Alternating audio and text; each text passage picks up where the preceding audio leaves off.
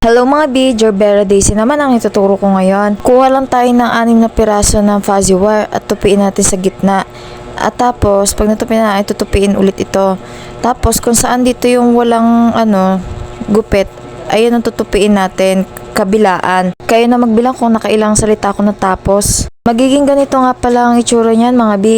At saka ko naman ulit yan lalapatin ng pagganito. Sundan nyo na lang yung video kung hindi nyo maintindihan yung sinasabi ko.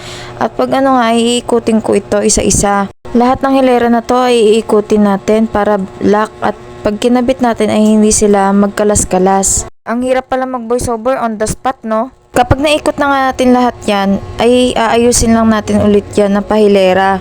Parang ganito. 6 na password ang kailangan natin at yung 6 na yon ay kailangan natin magawa ng pagganito. Kuha naman tayo ng gusto nating kulay na fuzzy wire, tapos hatiin lang natin ito sa gitna at yung kalahati lang naman na magagamit natin dito. At kumuha ka ng stick o kahit ano man na doon natin iikot itong fuzzy wire na to. Kapag naikot mo na ngayon ay syempre tatanggalin mo sa stick at saka mo siya pagdudugtungin. Glue stick ang ginamit ko nga pala sa pagdugtong nito, tapos saka ko siya gagawing sing-sing para medyo maluwag-luwag siya, diba? Kasi ito yung ipanggigit na natin mga B sa ating Gerbera Daisy.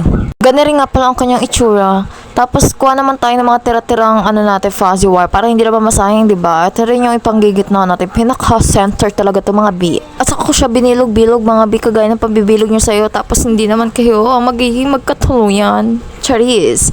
Ayan, ganito pala yung magiging itsura niya mga B. Tapos, nakalimutan ko pala sabihin na kahit anong color pala ng fuzzy wire ang gamitin nyo dito. Yung ganito.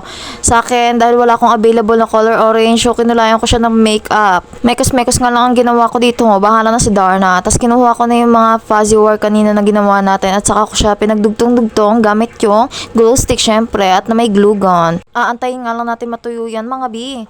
At saka natin ipagdudugtong yung isa pang neto, yung 3 pieces na ginawa na rin natin bilog na nauna. In-adjust ko nga lang to mga B kasi masyado na silang dikit, masyado na silang close, kaya dapat ay medyo may agwat naman para hindi ka masaktan at the end at hindi ka malibak. Search nyo na lang kung anong meaning ng libak. So ayan, ganun din, dinikit ko na tapos medyo inangat-angat ko siya para naman kahit papaano, kahit sa flower lang ay tayo umaangat, charis. Yung sa ilalim naman ay medyo talagang pinailalim ko talaga siya ng bend-bend ng bonggang-bongga ng very light, charis. At saka na nga natin ilalagay itong ating bilog kanina na kinulayan. Tapos ikabit na rin natin itong ginawa nating sing-sing kahit papaano man lang sa bulaklak ay tayo nagkaroon ng sing-sing. Charis. Buti pa yung flower ay may makeup.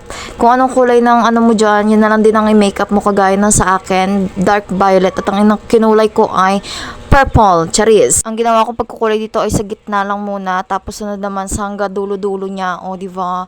Hanggang ilalim din ha, lagyan to ha, para naman maganda ang ating Gerbera Daisy, diba, charay? Ito na siya mga B.